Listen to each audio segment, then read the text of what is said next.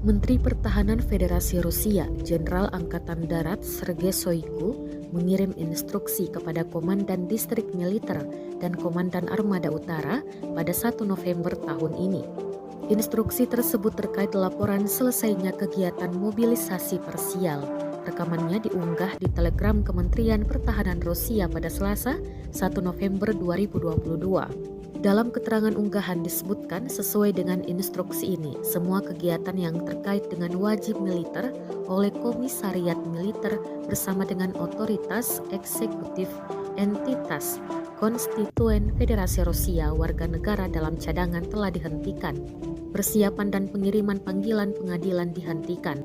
Stasiun peringatan dan markas besar tempat pengumpulan untuk warga komisariat militer serta bangunan dan struktur yang dialokasikan oleh keputusan otoritas eksekutif entitas konstituen Federasi Rusia yang digunakan untuk tindakan mobilisasi parsial dapat dibebaskan untuk berfungsi atau digunakan untuk tujuan mereka sebelumnya.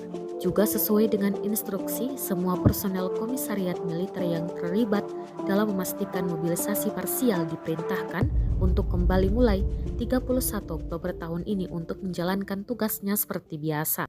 Di masa depan, pekerjaan komisariat militer untuk merekrut angkatan bersenjata Federasi Rusia akan diatur hanya dengan menerima sukarelawan dan kandidat untuk dinas militer di bawah kontrak.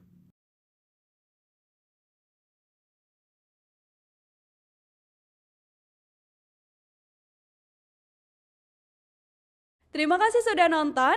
Jangan lupa like, subscribe, dan share ya.